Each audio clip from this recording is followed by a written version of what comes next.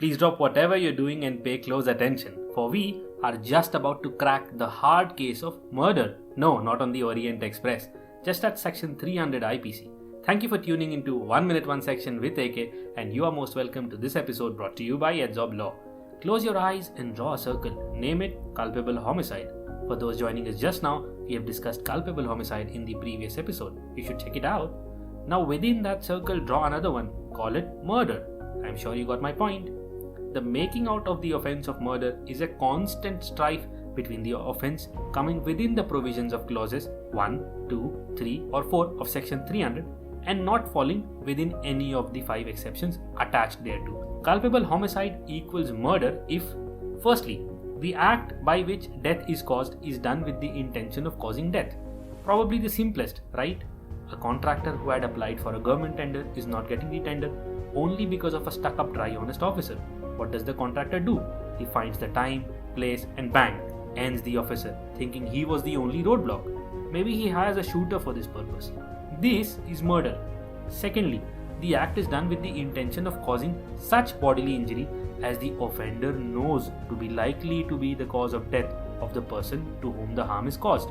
To fall under the second clause, the act may require qualified knowledge regarding the condition of the victim. Let us say, conducting surgery while the patient is running high blood pressure, a simple blow on an already injured person, or exploiting severe allergies of a person. Call it the final nail on the coffin, yes, with just the amount of effort that putting a nail through would require.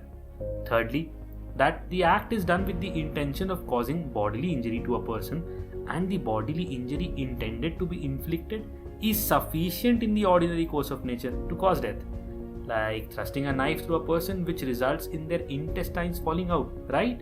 Or even multiple repetitive blows to the head.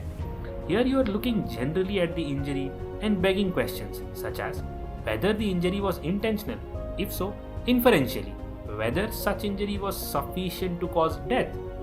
Now fourthly, the person committing the act knows that it is so imminently dangerous that it must in all probability cause death or such bodily injury as is likely to cause death, and commits such act without any excuse for incurring the risk of causing death or such injury as aforesaid. Wait, what was that again? Hit rewind, it's just the clause. Listen ahead to understand.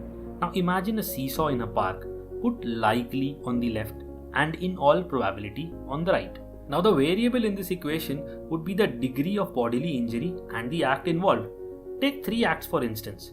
A single blow from a blunt weapon on the head, indiscriminate firing at a house which may have occupants, and likewise firing right in the direction of a whole crowd.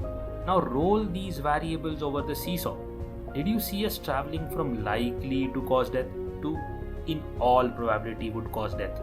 This is coupled with the idea of callousness of the accused who chooses to proceed with the act anyways. Now take a break and glide into the next episode to learn about the exceptions.